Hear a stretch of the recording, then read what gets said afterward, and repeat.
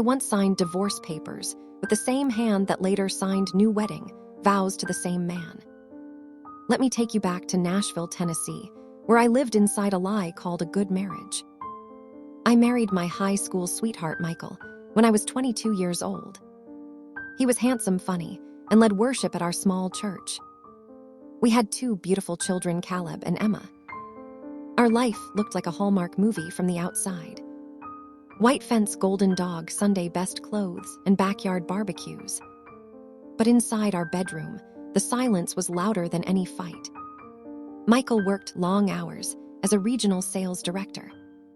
I ran a home bakery and raised 2 kids alone most nights. We stopped talking about dreams and started talking about grocery lists. The love did not die all at once. It bled out slowly like a cut we both ignored. One freezing February night, I found a receipt in his coat pocket. It was for a downtown hotel on a date. He said he worked late. My hands shook as I held that small piece of paper. I waited until midnight when the kids were asleep. I asked him calmly, "Who is she?" His face went pale, and he did not deny it. Her name was Lisa, and she worked in his office. He said it happened 7 times over 4 months. I did not scream at first. I just walked to the kitchen and threw my wedding ring against the wall. The sound of gold hitting the tile is a sound I still hear in nightmares. I filed for divorce 6 weeks later. The judge granted it on March 14, 2018. I walked out of that courthouse feeling both free and dead. My children hugged me, but their eyes asked questions I could not answer. Why did Daddy leave? Why is Mommy crying in the shower? Why is our family broken? I told them God still loves us, but even I struggled to believe that. The first year after divorce was a war zone of survival. I baked cakes until 2 a.m. to pay the mortgage. Caleb started wetting the bed again at age 9. Emma stopped speaking at school for 3 weeks. I blamed Michael for every tear and every lost night.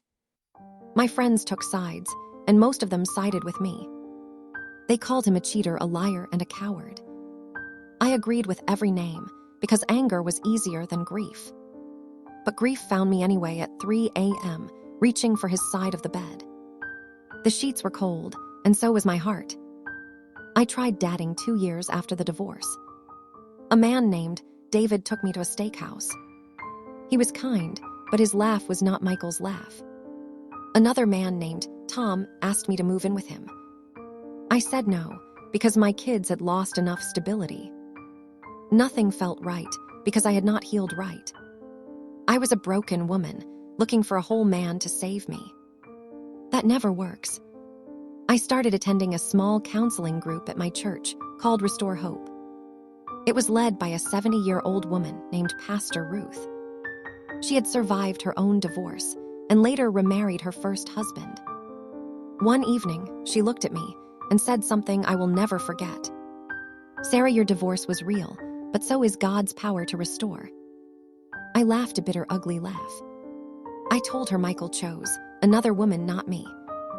Pastor Ruth said nothing. She just handed me a Bible open to Joel chapter 2, verse 25. I read the words, "I will restore to you the years that the locust have eaten." Those words hit my chest like a fist. I wanted to believe them, but my pride screamed no. How could I even speak to Michael again after what he did? How could I trust a man who broke our vows in the worst way? But something small and stubborn inside me whispered, what if? I decided to pray for Michael, not for us, but for him. I prayed for his health, his job, his soul. At first, the prayers felt fake, like chewing cardboard.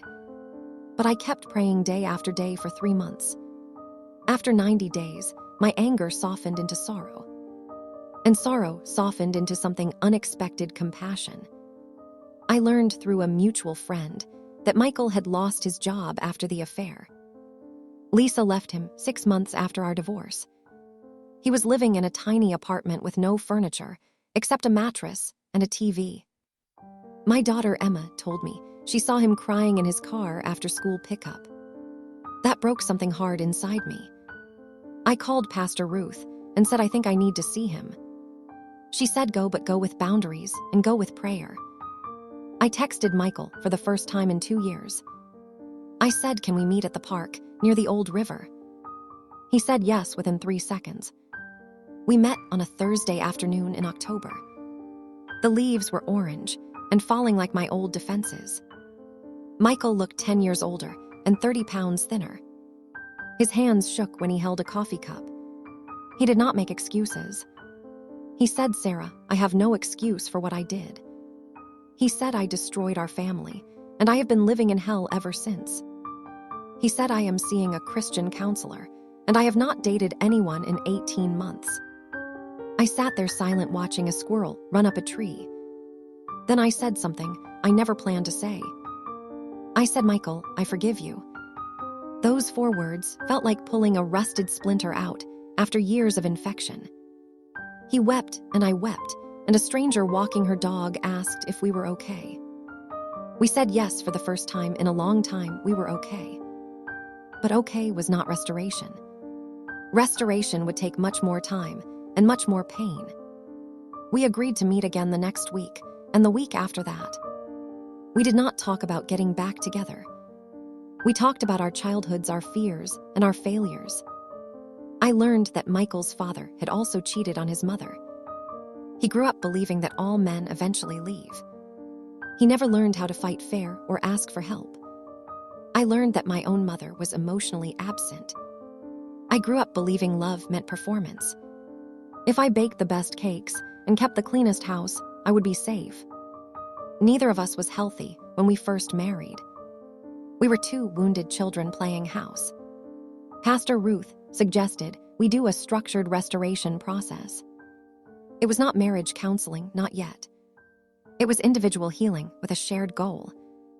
We met separately with a counselor named Dr. Evans. He was a Christian psychologist who specialized in affair recovery. He gave us homework that made me want to quit. My homework was to write down every lie I believed about myself. I wrote, I am unlovable, I am replaceable, I am a failure. Michael's homework was to write a timeline of the affair with every detail. He wrote down dates, hotels, lies, and text messages. Reading that timeline destroyed me.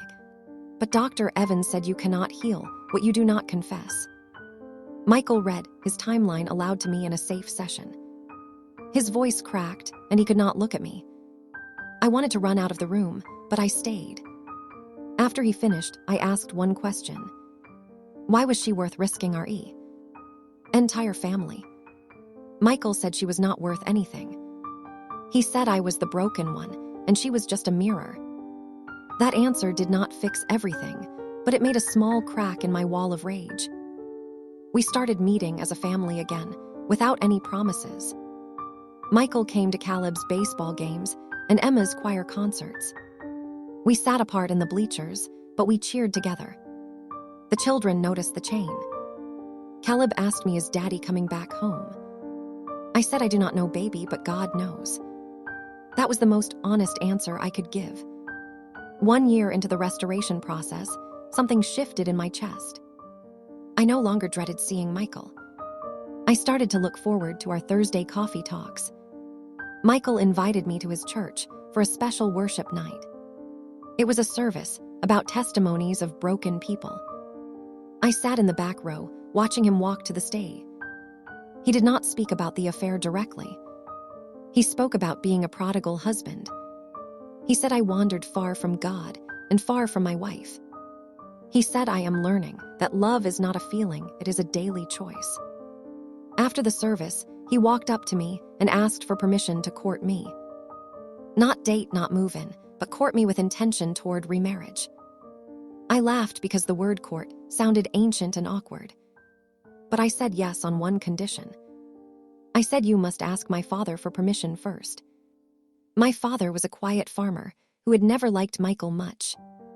Michael drove 3 hours to my dad's farm in his old Honda.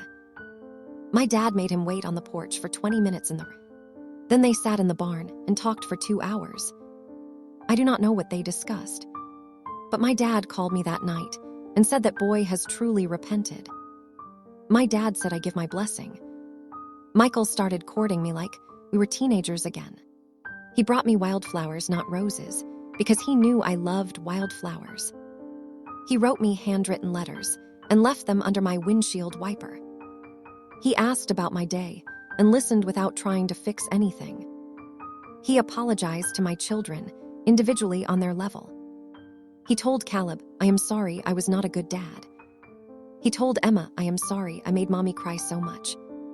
He took full responsibility, without a single excuse. That was the man I had wanted all along. But I was still terrified. What if he cheated again? What if I was being a fool? What if my church friends judged me as weak? Many of them already did. One friend named Jenna said, "Once a cheater, always a cheater." Another friend said, "You are teaching your daughters to accept betrayal." Their words stung because part of me agreed with them. I brought those fears to Pastor Ruth. She said Sarah restoration is not for the crowd, it is for the cross. She said Jesus restored Peter after Peter denied him 3 times. She said grace is not fair, grace is wild and messy. I wrestled with those words for 6 full months. I made a list of pros and cons on a yellow legal pad. The cons column was long. Risk of more pain, judgment from others, memories of the affair. The pros column had only 2 words: love and God. I chose love and God. On a Saturday morning in June, I told Michael I would remarry him.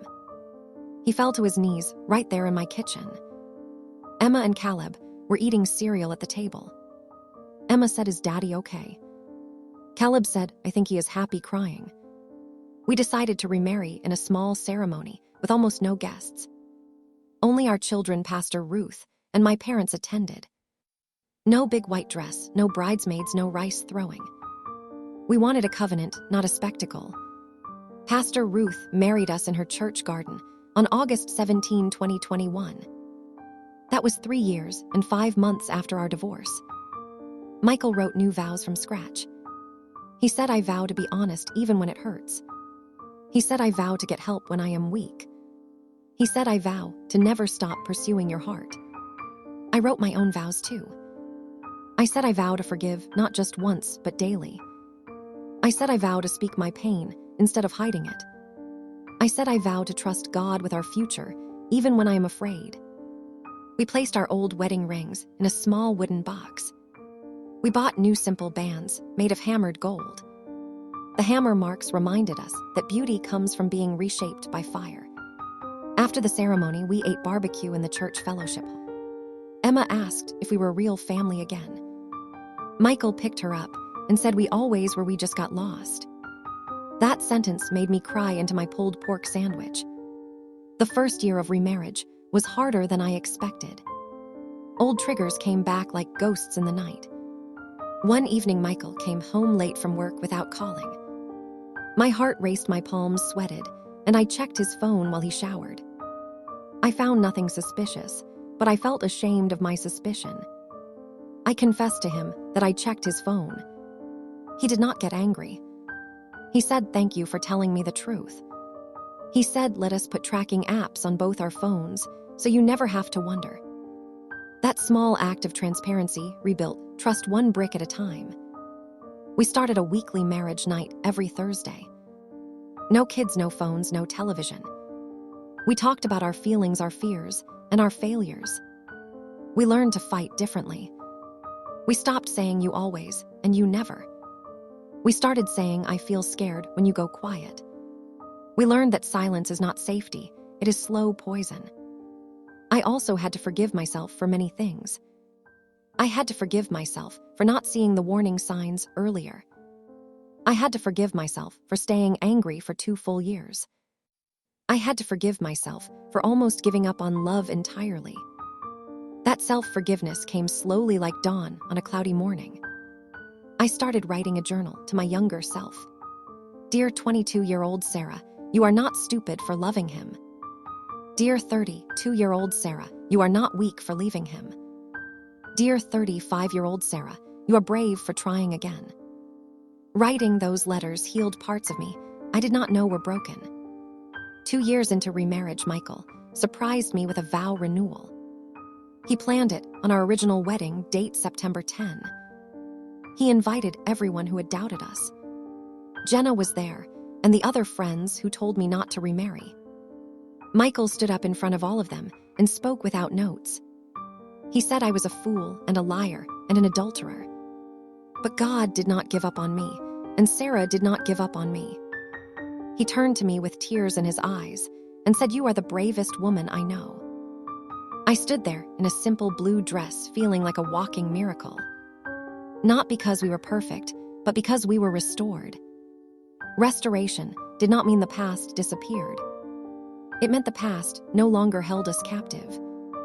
I still have hard days even now. Sometimes a song or a smell or a certain hotel brand triggers a memory. On those days, I tell Michael I need extra reassurance. He holds my hand and looks deep in my eyes and says, "I am here and I choose you." Those 7 words never get old. Our children have healed more than I ever dreamed. Caleb is now 14 and plays guitar in the youth worship band. Emma is 12 and writes beautiful poetry about grace and second chances. They know their parents' story, not every detail, but the shape of it. They know that love can break and love can mend. They know that God writes stories we would never dare to imagine. Last Christmas, Michael gave me a small wooden box. Inside was my original wedding ring, the one I threw at the wall in 2018. He had it polished and engraved with a new date. The date of our remarriage, August 17, 2021. Below it, he engraved Joel chapter 2, verse 25. "I will restore the years the locusts have eaten." I wear that ring on a chain around my neck, next to my heart. I wear my hammered gold band on my finger. Together, they remind me of 2 truths every single day. Sin is real, but grace is stronger.